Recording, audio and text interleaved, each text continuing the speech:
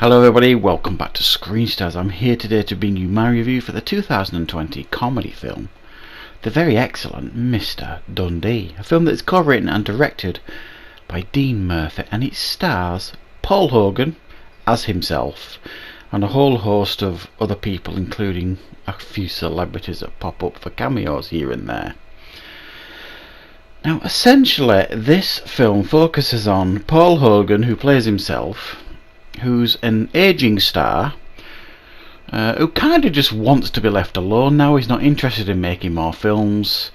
He's done with all that, but because of his history with Crocodile Dundee, he still has an agent. He still keeps getting pestered to make more Crocodile Dundees.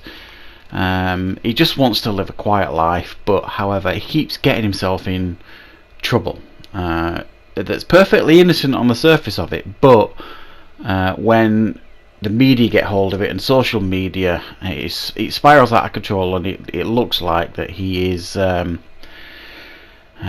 we say, a bit of a public enemy, number one, after all these escapades that he gets into. And all this threatens the fact that he is being given a knighthood by the Queen of England for his services to comedy, which all these social media exploits are putting that in jeopardy. That's the basic premise really of this film. I've got to be honest, I was really quite disappointed with this film after seeing the trailer. Well, this goes back to a couple of years ago. Remember those spoof trailers that were coming out that were promising a new Crocodile Dundee film based on his son? And for weeks we're all speculating whether this was true or it was a spoof, and it turned out to be another advertising campaign for Australia. That kind of sparked interest in this character, and certainly Paul Hogan again. And this, I suppose, is a natural conclusion to that, trying to maybe for Paul Hogan to bookend his career. I'm not really sure. I'm not really sure why they decided to make this film, because I don't think it works. For the most part, there are some bright moments in the film. Some of the cameos that pop up, especially Chevy Chase, he's always watchable. But the cameos that pop up in this film, they're just there for no real reason. You've got, like I said, Chevy Chase, who he goes to lunch with Paul Hogan, and he's trying to advise him on how to stay out of the limelight because he's getting all this negative press.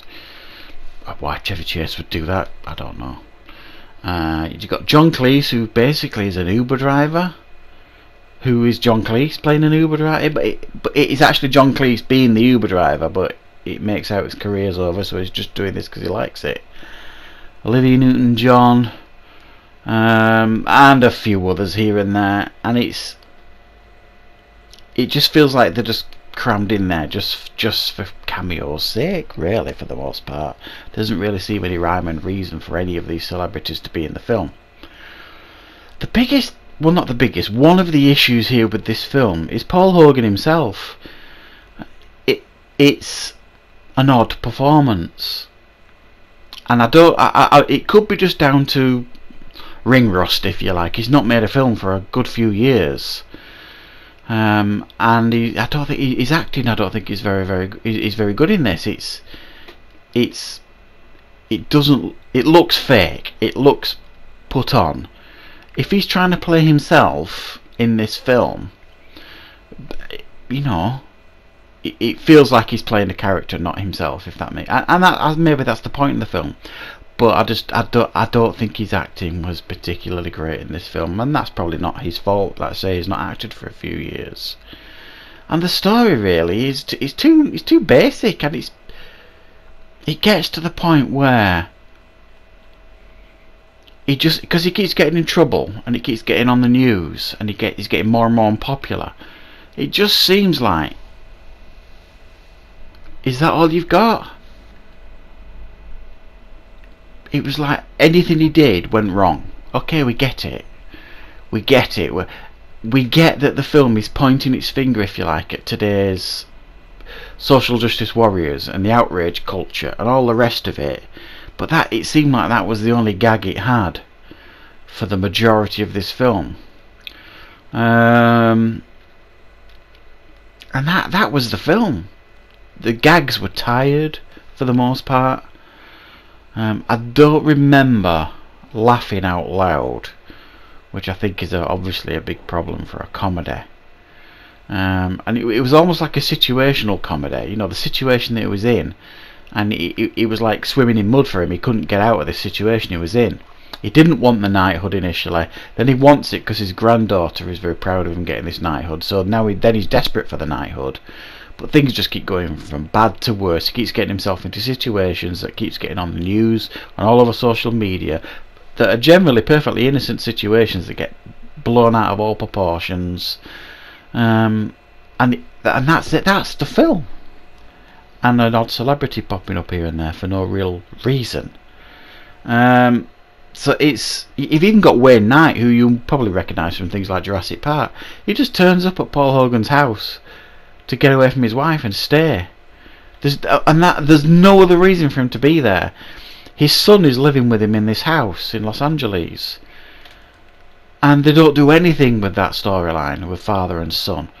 He just, he's doing Spanish lessons and he's doing aerobics lessons, and I just didn't. There were so many plot lines in this film that just didn't need to be there. It's a very messy and unbalanced film. Yes, it's cool to see Paul Hogan on screen again. It really is. We all love Crocodile Dundee, that character, and Paul Hogan's a very talented writer and comedy actor. It just misses the mark, this one, quite massively, I would suggest.